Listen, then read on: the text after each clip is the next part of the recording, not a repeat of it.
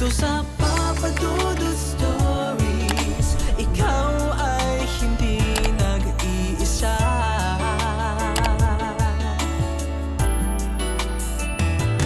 Dito sa Papa Dudut Stories, may nagmamahal sa'yo.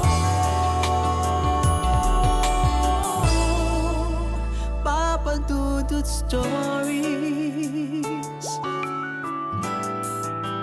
Papa Dudut Stories. Dear Papa Dudut, sa lahat po ng mga nakatutok ngayon, huwag pong kalimutan mag-like, mag-share at mag-subscribe. Maraming salamat po sa inyong lahat.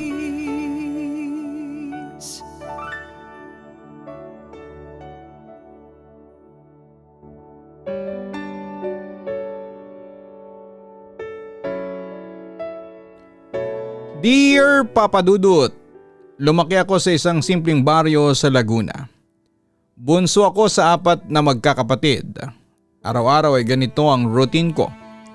Gigising ng maaga, walis sa harapan ng bahay, tulong sa tindahan, tapos ay takbo sa school.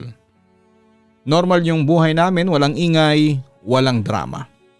Si Papa ang nag-encourage sa akin na mag-dance lessons sa munisipyo.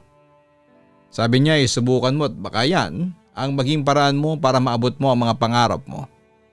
Pero habang tumatagal ay lumalala ang sakit niya. High school ako noon.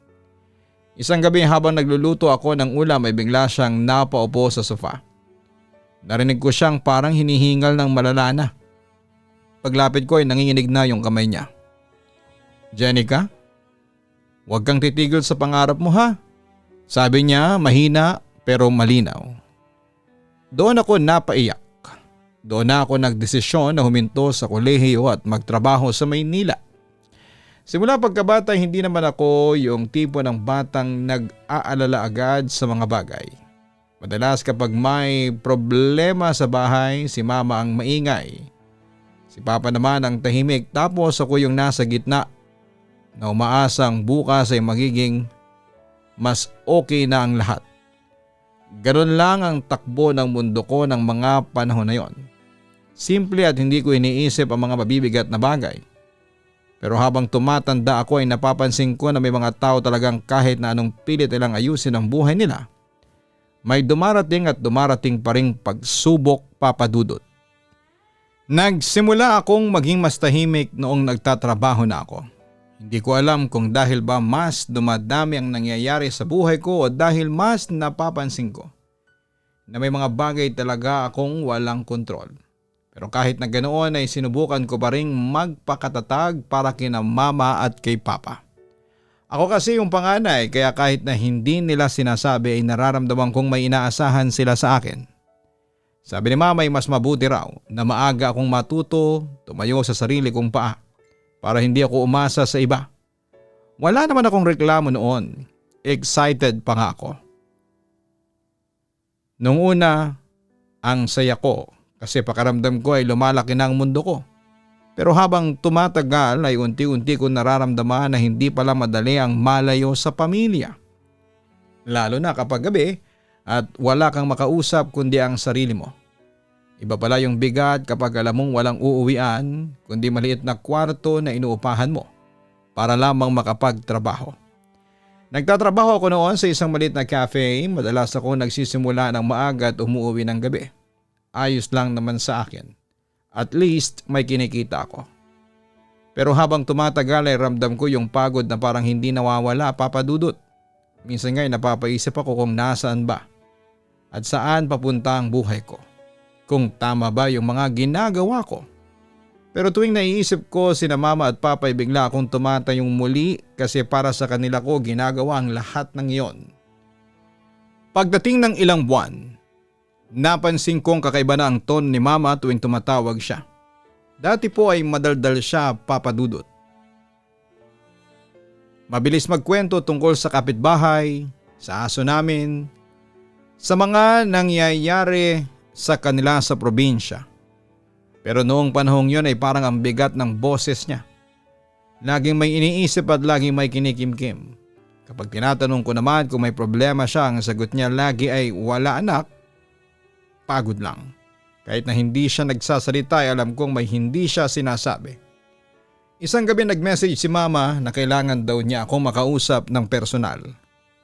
Kinabahan ako kaagad kasi hindi naman siya ganyan dati. Tinawagan ko siya pero ang sabi niya ay umuwi ka kung kaya mo. Ayaw kong sa telepono mo marinig. Doon ako kinabahan ng todo. Parang sumikip ang dibdib ko at ilang araw akong hindi mapakali. Iniisip kung ano nga bang nangyayari sa bahay, Papa Dudut. Nagpaalam ako sa trabaho na uuwi muna ako sa probinsya. Kahit mabigat sa bulsa ang pamasahe, wala na akong pakialam. Basta makauwi ako para malaman ang katotohanan. Sa biyahe ko pa lamang ay ramdam ko ang kaba. Para bang bawat oras ay lumalakas ang kutob ko na may mabigat na balitang naghihintay sa akin. Pagdating ko sa bahay, nadatnang ko si mama sa kusina, nakaupo siya sa bangko, nakayuko. Hawak yung baso ng tubig pero hindi niya iniinom. Pag upo ko sa harapan niya ay hindi ko alam kung paano sisimulan. Siya ang unang nagsalita. Nak, may sasabihin ako pero sana'y maging matatag ka. Hindi agad ako nakapagsalita at naghintay lamang ako. Sabi niya, si papa mo ay may sakit na. Hindi ko alam kung ano ang dapat kong maramdaman, naghahalo-halo ang lahat, takot, lungkot at gulat. Pero ang pinakamasakit ay yung nakita ko kay mama. Yung paraan ng pagkabigla niya, yung pagbabago ng boses niya, yung paulit-ulit niyang pagpahid sa luha. Doon ko naintindihan kung bakit siya laging malungkot kausap sa telepono. Nagpa-check up si Papa at kinailangan niyang magpagaling ng matagal. Hindi ko alam kung saan magsisimulang tumulong. Wala akong malaking pera, wala rin akong ibang pwedeng sandalan. Pero sa isip ko ay hindi ako pwedeng umiyak. Hindi ako pwedeng bumigay. Kung umiyak ako noon ay baka mas lalo lamang silang mag-alala at manghina. Kaya ang ginawa ko ay bumalik ako ng Maynila para mas kumita pa at may pangbigay kina mama. Habang tumatagal ay parang lumalayo ako sa sarili kong buhay. Hindi ko na namamalayan ng oras, trabaho, uwi, tulog, balik trabaho, paulit-ulit lang. Pero kahit na ganoon ay hindi ako umuuwi na walang laman ang kamay ko na pera. Kung ano ang kaya kong ipadala, pinapadala ko. Minsan na hindi na ako bumibili ng bagong gamit, iniipon ko na lamang para may padala kina mama. Hindi ko naman yon pinagsisihan kasi pamilya ko sila. Pero deep inside ay nararamdaman ko yung pagod, yung unti-unting panghihina ng loob ko. Isang araw habang nasa trabaho ako ay tumawag muli si mama. Hindi ko kaagad nasagot kasi may ginagawa pa ako. Nang sumagot na ako ay wala pa siyang sinasabi pero narinig ko na yung pag-iyak niya. Alam mo yung iyak na pilit na tinatago pero hindi niya magawa. Ganon yon. Parang may mabigat na dala. Nang makapagsalita na siya ang sabi niya, "Anak, lumalala na si papa mo." Hindi ko na alam kung paano ko pipigilan ang luha ko noon, Papa Dudut. Nakaupo ako sa sulok ng cafe habang umiiyak at hindi na napansin kung may makakita sa akin. Wala na akong pakialam, ang naisip ko lamang noon ay kailangan ko nang umuwi at hindi ko kayang magtrabaho habang iniisip kong nahihirapan sila sa bahay. Pag uwi ko ulit ay nakita kong halos hindi na makatayo si Papa. Pero kahit na ganoon ay pinipilit pa rin niya akong ngumiti. Sabi ko pa nga noon ay pa magpagaling ka ha? Pero ang sagot niya lang ay mahinang tango. Hindi ko masabi sa kanya na takot ako at hindi ko masabi sa kanya na hindi ko alam kung ano ang gagawin ko. Ang ginawa ko na lang ay umupo ako sa tabi niya at hinawakan ang kamay niya. Tahimik lamang kami. Hindi ko alam kung ilang minuto ang lumipas pero pakiramdam ko ay ang haba noon. Lumipas sa mga linggo. Lumalim ang pag-aalala namin. Pero kahit na anong hirap, sabay-sabay kaming bumangon. Kahit si mama ay pilit na sinasabi na kakayanin namin. Pero sa loob ko, alam kong hindi na ganon kadali yon. Hanggang dumating yung araw na hindi ko inaasahan. Umaga noon, maaga pa pero gising na ako. Kasi hindi rin ako makatulog ng maayos. Pagbaba ko ay nakita kong nakaupo si mama sa tapat ng pinto ng kwarto nila. Nakayuko siya at hindi pa man niya sabihin ay alam ko na. Lumapit ako, tumingin siya sa akin, namumugto ang mata at ang sabi niya ay, "Nak, wala na ang papa mo." Hindi ko alam paano ako hihinga noon. Para bang tumigil yung oras. Hindi ako nagsalita at hindi rin ako agad umiyak. Pero yung pakiramdam na parang may tinanggal sa loob mo, yun ang tumama sa akin. Para akong hindi buo na mga oras na yon. Para akong may hinahanap pero wala. Sa lamay ni Papa ay hindi ako makapaniwala na gano'n ang naging katapusan niya. Tahimik lang siyang nakahiga doon habang ang dami naming gustong sabihin pero wala na siyang maririnig. Lumapit ako sa kanya pero hindi ko nagawang humagulhol. Hindi ko mahanap yung lakas. Hindi ko rin alam kung bakit. Siguro kasi umaasa pa rin ako na magigising ako at sasabihin niya na, "Anak, nandito lang ako." Pero hindi nangyari.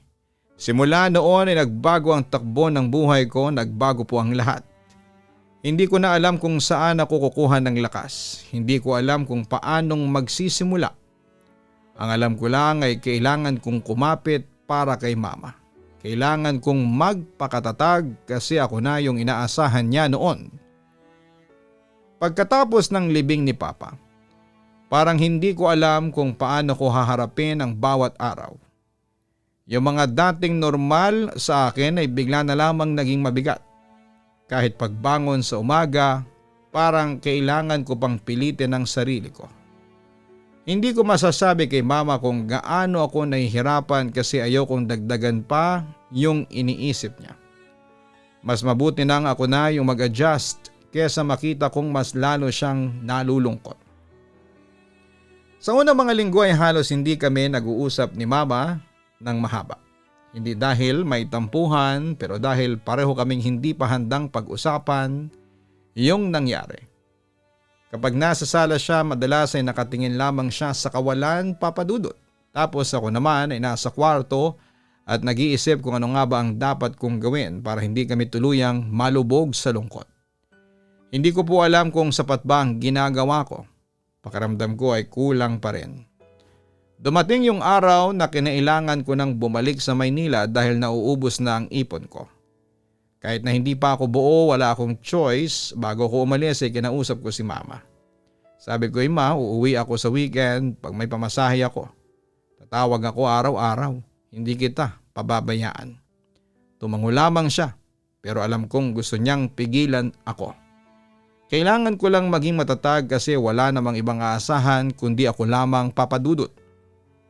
Pagbalik ko sa Maynila, ibang-iba na ang pakiramdam ko. Yung dati kong routine na kaya kong gawin kahit pagod ako ay biglang naging mabigat. Sa pagpasok ko ng cafe, kitang-kita ko yung awa sa mukha ng mga kasama ko. Hindi ako humingi ng simpatya pero nararamdaman ko na ingat silang kausapin ako. May isa nga na nagsabi na, "Jen, kung kailangan mo ng break ay sabihin mo lang, ha?" Ngumiti ako pero deep inside ay gusto ko nang umiyak. Ayoko kasing itigil ang trabaho kasi mas lalo kaming mahihirapan ni Mama, Papa Dudut. Sa mga unang araw na nagbalik ako sa trabaho, palagi akong tila naka-autopilot. Gumagalaw ako, kumukuha ng order, nagsasalita sa customers, pero yung isip ko ay nasa probinsya pa rin. Kung kumakain na ba si Mama, kung nakakayanan ba niyang mag-isa, kung tulog ba siya ng maayos. Tuwing break time ko ay tumatawag ako sa kanya kahit minsan ay paulit-ulit ang sagot niya na ayos lang ako. Ramdam kong hindi pa siya nakaka-recover, Papa Dudut. Isang gabi napauwi ako ng mas late kesa sa normal kasi nag-close ako ng cafe. Habang naglalakad ako pauwi ay doon ko lang naramdaman yung bigat at pagod at lungkot. Hindi ko alam kung bakit bigla akong napahinto sa tapat ng isang tindahan. Tinitigan ko lang yung salamin at inisip ko kung sino ba yung nakikita ko roon. Ako pa ba yon? O yung version ko na pilit na nagpapakatatag pero sa loob-loob ay gusto nang sumuko? Hindi ko rin alam. Ang sigurado ko lang ay hindi ko na kaya yung ganitong pakiramdam na parang pagod na pagod ka pero hindi mo pwedeng ihinto. Hanggang sa nagkaroon ako ng opportunity na makapagtrabaho sa ibang bansa, papadudot. Mabilis na naasikaso ang lahat at nakakaalis ako ng bansa. Sa waiting area ay nakilala ko yung 3 first timers din. Masayahin, kabado pero excited. Nagkwentuhan kami at nagtawanan, nagpalitan ng snacks. Pero may isang girl, si Aya, tahimik at hindi sumali sa usapan. Nagpakilala lang siya. First time ko din, pero may sinabi sa akin ang ate ko, ingat daw sa ilang lugar sa Japan. Napatingin kami. Ano daw yung lugar na yon? Tanong ko. Umiling lamang siya. Hindi ko daw dapat balikan pag napuntahan ko na. Basta iwas lang daw. Parang may gusto pa siyang sabihin pero hindi niya tinuloy. Paglapag namin, unang beses kong nakita ang sobrang linis ng paligid. Pero hindi lang linis ang mapapansin, papadudot. May kakaiba. Tahimik na tahimik.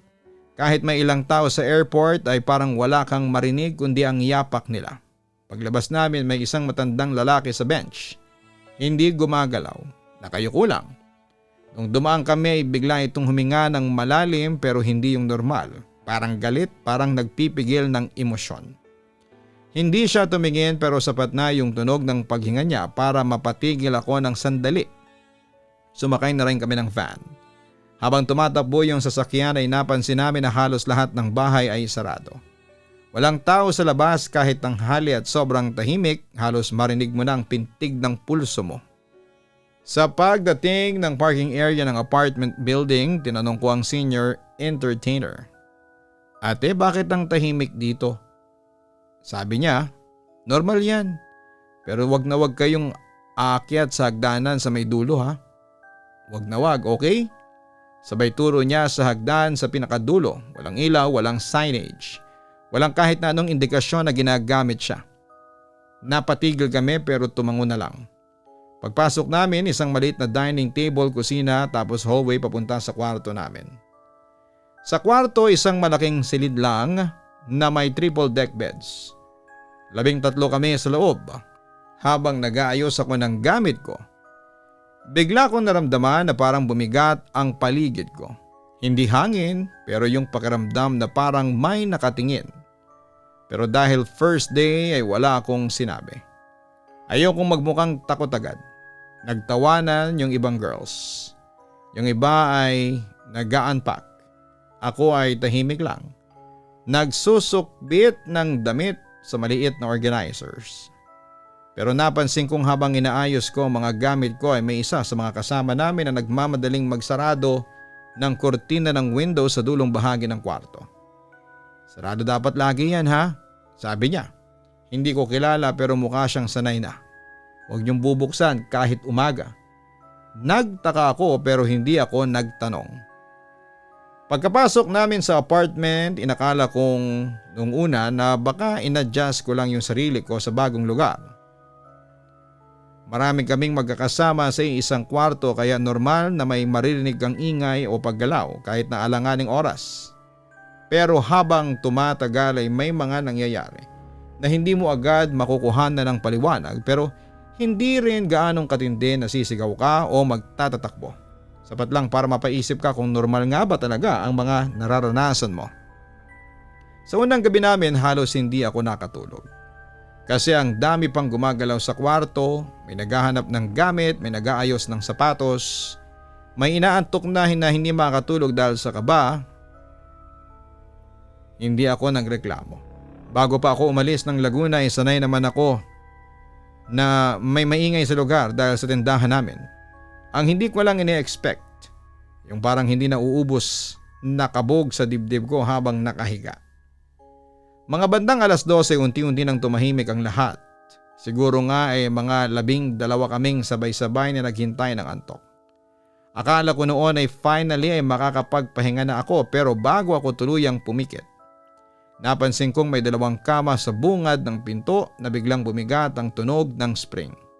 Hindi naman malakas pero sapat para mapalingon ako ng 2 beses. Akala ko ay may umakyat lang na kasama namin. Pero wala akong nakitang kumilos. Wala rin nagbukas ng pintuan. Wala namang kumikilo sa paligid, hindi ko alam kung bakit.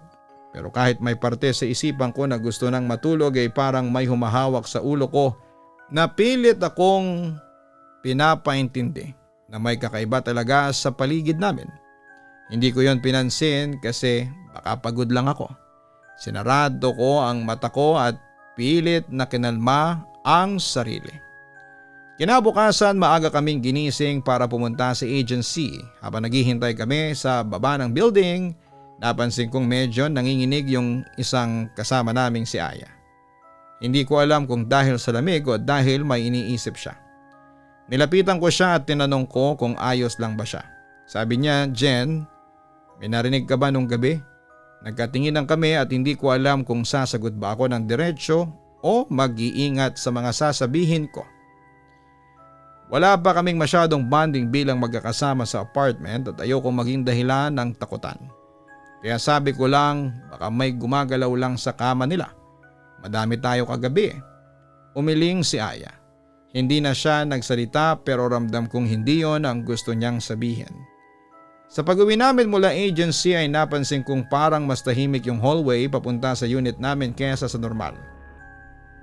Walang dumadaan. Walang pumapasok, walang lumalabas, kahit yung mga katabing pinto, hindi man lang nag-iingay. Ang naririnig lang namin ay yung yapak namin habang naglalakad papadudot. Pagpasok namin sa unit ay naghiwalay kami ng ginagawa. Yung iba ay nagluto, yung iba ay nagphone, yung iba naman ay nagpahinga. Ako naman ay inayos ko ang gamit ko sa maliit na compartment sa tabi ng kama. Habang nagsusuksok ako ng damit ay biglang may narinig akong kumalabog mula sa kwarto malapit sa kusina. Hindi malakas pero sapat para mapalingon ako agad. Tinawag ko yung kasama naming senior entertainer na si Ate Mina. "Ate, may bumagsak ba doon?" Tumingin lang siya saglit at sinabing, "Hayaan mo lang yan, Janica. Ganyan talaga dito. Biglang may bumagsak o gumalaw na mga gamit. Basta wag kang pupunta sa dulo ng hallway." Sabay baling niya ulit sa ginagawa niya. Doon na ako nagtaka. Hindi ko alam kung bakit paulit-ulit nila yung bilin tungkol sa dulo ng hallway. Hindi ko rin alam kung ano ang meron doon para mabanggit nila ng ganon kaseryoso. Gusto ko sanang magtanong pa pero ayaw ko namang magmukhang takot. Isa pa bagong lipat labang ako at ayaw kong isipin nila na maarte at matatakotin ako. Lumipas ang ilang araw at medyo nakakapag-adjust na kami. Natuto na kaming makisiksik sa banyo, matulog kahit maingay at magpalitan ng schedule sa paglalaba. Pero kahit na ganito ay hindi mawala sa isipan ko yung nangyayari sa kwarto tuwing madaling araw. Halos gabi-gabi ay may naririnig kang paggalaw ng kama kahit na hindi naman umaakyat yung mismong natutulog doon. May mga pagkakataon ding maririnig mo na parang may mabigat na bumabagsak. Pero pagtingin mo naman ay walang bagay sa sahig. Wala rin nag-aayos ng gamit para magingay. Yung iba sabi nila ay sanay na raw sila. Pero ako kahit na pinipilit kong maging kalmado ay hindi ko ma-deny na may pumapasok sa akin na kakaibang pakiramdam tuwing papalapit na ang madaling araw. Minsan mga bandang 3:00 ay nagigising ako kasi parang may umuupo sa gilid ng kama ko. Hindi naman yung tipong lulubog ang kama ko, kundi yung pakiramdam na may gumalaw sa tela at parang may tumama na tuhod o kamay sa gilid. Napabangon ako at napalingon pero nakita ko lahat ng kasama ko ay tulog na. Walang gumagalaw, walang namumula sa mata, walang nag-a-adjust ng kumot. Wala ring lumabas para mag-CR. Wala. Ako lang po yung gising. Umupo ako sandali at pinakinggan kung uulit pa yung tunog. Mga ilang segundo pa ay biglang gumalang ng kaunti ang kumot sa paanan ko. Hindi ko alam kung guni-guni ko ba o may gumagalaw talaga. Pero nakatitig ako doon ng matagal at pinapanood ko kung mauulit pa ba at hindi na naman naulit. Pero hindi rin ako nakatulog hanggang sumikat na nga ang araw. Kinabukasan habang kumakain kami ay napansin ko yung mga eye bags ko sa salamin sa kusina. Halos hindi ko na makilala ang sarili ko. Napansin niyo ni Ate Mina at tinanong niya ako, "Jen, hindi ka ba natutulog ng maayos?" Ngumiti lang ako. Ayoko kasi magsimula ng kwento at baka pagtawanan lamang, pero tila alam niya ang katotohanan. Dito kasi Jen, sabi niya habang naguhugas ng plato. Minsan may marinig ka o mararamdaman. Basta kung may marinig ka, huwag ka nalang titingin agad. Baka mas matakot ka pa. Hindi ko alam kung ano ang ibig niyang sabihin pero hindi ko na tinanong pa. Pakiramdam ko kasi kung palalalimin ko pa ang usapan, lalo lang lalala ang kaba ko. Sa mga sumunod na linggo ay mas lumala yung mga naririnig ko, Papa Dudut. Hindi na lang basta paggalaw ng kama, may mga gabi na naririnig kong may naglalakad sa hallway kahit sarado ang pintuan namin. Hindi mabilis, hindi rin mabagal. Sakto lang, parang alam mong hindi ito guni-guni. Kapag tumatapat sa mismong pintuan namin ay bigla itong hihinto, walang katok, walang salita. Walang tunog, pero alam mong may huminto. May isang gabi na halos hindi ko nakaya ang kaba. Inaantok na ako noon pero hindi ko mai-relax ang katawan ko. Habang nakahiga ako ay nakasiksik ang kumot sa baba ko at biglang may maririnig akong parang mga nag-a-adjust sa kama sa may ulunan ko. Hindi yung kama ko kundi yung nasa itaas ko. Nasa gitnang deck ako noon kaya may tao sa taas, may tao din sa ibaba. Pero noong umaga nalaman ko na wala palang natulog sa itaas ko buong gabi dahil nilagnat yung kasama namin at doon siya pinatulog sa baba sa tabi ni Aya. Nung una ko itong nalaman ay hindi ako makapagsalita, Papa Dudut. Hindi ko alam kung dapat ba akong matakot o dapat ko bang sabihing baka mali lang yung narinig ko. Pero alam ko na hindi ako nag-hallucinate dahil malinaw ko yung naramdaman. Lumipas nga ang ilang araw at mas lalo akong nagiging sensitive sa mga nangyayari sa paligid. Hindi ko alam kung dahil ba mas tumatagal kaming nakatira doon o dahil mas nagiging aware na ako. Pero isang gabi halos mabaliw ako sa takot dahil sa nangyari, Papa Dudut. Araw yon ang rest day ko at hindi ko sinasabi sa mga kasama ko. Pero pag rest day ko, mas gusto kong nasa apartment lang kesa ang gumala. Siguro'y dahil gusto ko ng tahimik. Habang nag-aayos ako ng mga damit ko ay narinig kong nag-uusap yung ibang kasama ko sa sala. Wala akong pakinoon kasi busy ako pero nang paalis na sila, may narinig akong sabi ni Ate Mina. Huwag mong iiwan si Jen ditong mag-isa. Napalingon ako. Tumingin si Ate Mina sa akin at ngumiti. Jen, bababa lang kami sandali ha, mga 15 minutes. Matutulog naman si Aya dito sa kwarto. Huwag ka nang lumabas ha. Hindi ako nagtanong. Umupo lang ako sa kama ko at nagbukas ng phone. Si Aya naman ay nakahiga sa tabi ko at nakatalikod. Akala ko ay tulog kaya tahimik lang ako. Mga 5 minuto ang lumipas ay biglang may kumalabog sa kabilang kwarto. Hindi naman malakas pero sapat para mapahinto ako sa ginagawa ko. Napatingin ako kay Aya. Hindi siya gumagalaw. Nakahiga pa rin siya at tila hindi man lang nagising sa ingay. Maya-maya ay may narinig akong dahan-dahang paglakad sa may kusina. Hindi naman mabilis. Hindi rin yung parang nagmamadali pero sapat para dahan-dahan akong suminghap ng hangin at mahawakan ang kumot ko ng mahigpit. Hindi ako gumalaw. Hindi ko rin tinignan. Pero yung mga yabag papalapit ng papalapit sa may pintuan ng kwarto namin, tumigil. Huminga ako ng malalim at hindi ko alam kung ano ang dapat kong gawin. Hindi ko rin alam kung dapat ba akong sumilip pero bago pa ako makapag-decide, biglang umusog yung pinto ng kwarto kong ng konti-konti. Hindi bumukas ng buo, saktong umusog lang. Pero sapat na para makita kong wala namang tao sa labas. Napalunok ako. Hinigpitan ko ang hawak ko sa kumot, ayaw kong gumalaw, ayaw kong magsalita. Nakatitig lamang ako sa may pintuan. Hindi ko na alam kung ilang minuto akong nananatili sa ganong posisyon. Pero nang bumalik na yung mga kasama ko at bumukas yung pinto ng buo, ay muntik na akong mapasigaw. Dahil akala ko ay babalik ulit yung mahihinang tunog kanina. Pagpasok nila sabi ni Ate Mina, Jen, okay ka lang? Namumutla ka. Hindi ko sinabi ang totoo. Hindi ko alam kung bakit pero pakiramdam ko kapag sinabi ko, mas lalo lang akong kakabahan. Kaya sabi ko lang ay oo ate, Nag-scroll lang kasi ako dito sa phone ko. Pero deep inside, alam kong nagsisimula na ang bagay na kinakatakot ko. Hindi na ordinaryo ang apartment na tinitirhan namin. At habang tumatagal ay parang lumalapit sa akin yung mga hindi ko maintindihan. Pagkatapos ng practice at show, pag-uwi namin sa apartment ay napansin namin na may mga gamit na nakatiwangwang sa dining. Yung mga hindi naman ganon kakalat-kalat kanina bago kami umalis. Yung iba sa amin ay nagtawanan lang at sinabing baka nagmamadali kami.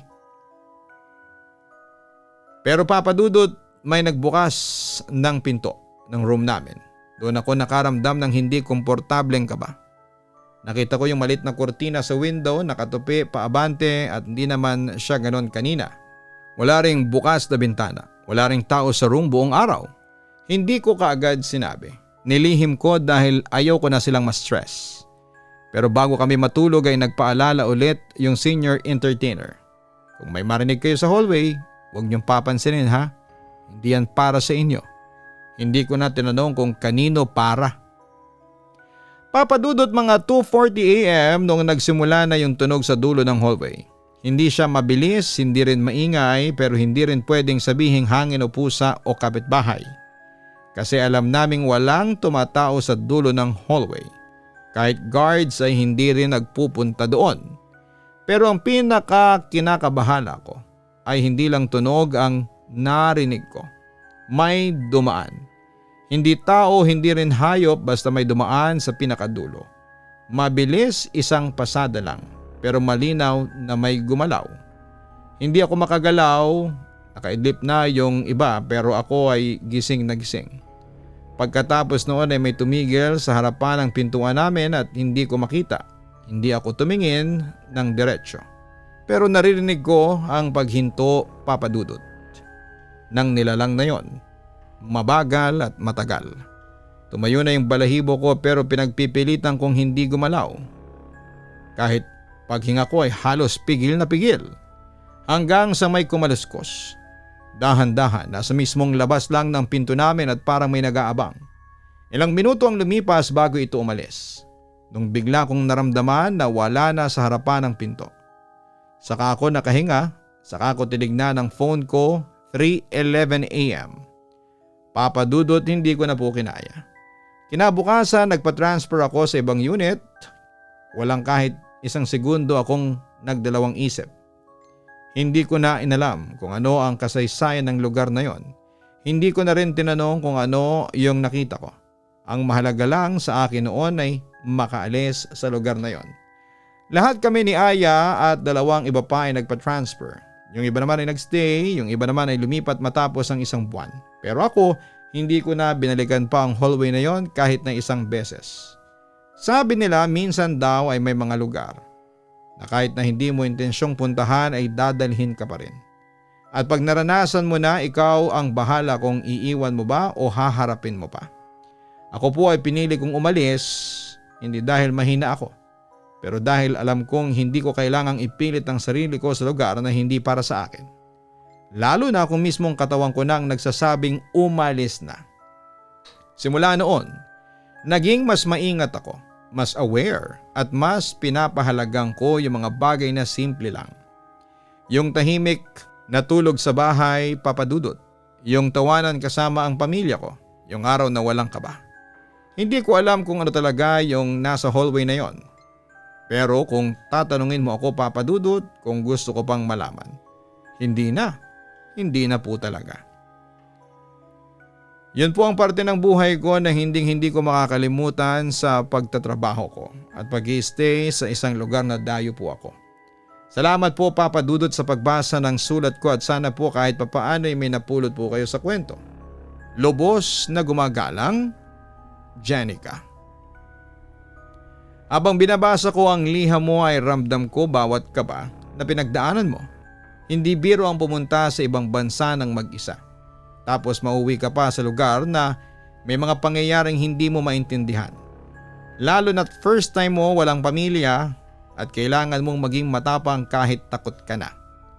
Pero alam mo habang inaayos ko ang mga salita para sa iyo ngayon, may isang bagay akong napansin. hindi mo naman tinakasan ang pangarap mo. Tinakasan mo lang ang lugar na hindi tama para sa iyo. Ang pag-alis mo sa apartment na yon, hindi po siya kahinaan. Hindi siya pag-atras. Desisyon yon na pinili mo dahil nararamdaman mo na baka mapahama ka kung mananatili ka pa. And Jenica, hindi lahat ng lakas ay nakikita sa tapang ha. Minsan nakikita rin yan sa pag-amin na hanggang dito lang ang kaya ko. At ginawa mo yon.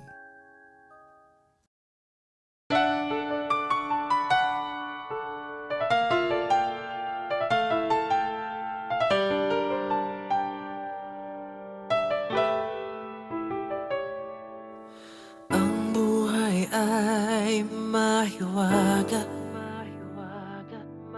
laging may lungkot at saya. Sa Papa Dudut Stories, laging may karamay ka.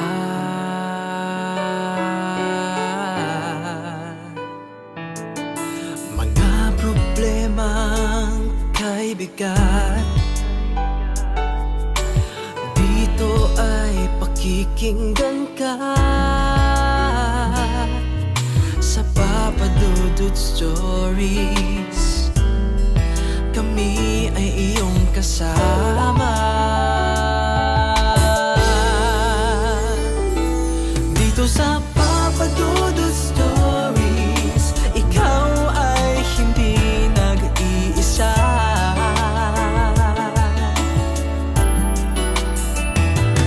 Dito sa Papa Dudut Stories, may nagmamahal sa'yo. Papa Dudut Stories, Papa Dudut Stories,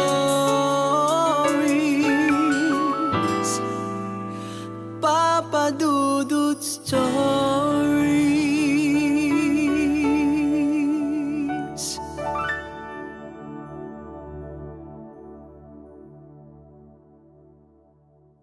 Matakot, kabahan sa mga kwentong nakakagimbal sa Kaistorya YouTube channel with daily post at 7 p.m. Makipagkulitan! So ayun po guys, nagkakagulo na po tayo ngayon dito. Nakikita po natin Hi everyone! So ayun na po, may mga bisita po kami. Andito po ngayon. Makipagtawanan!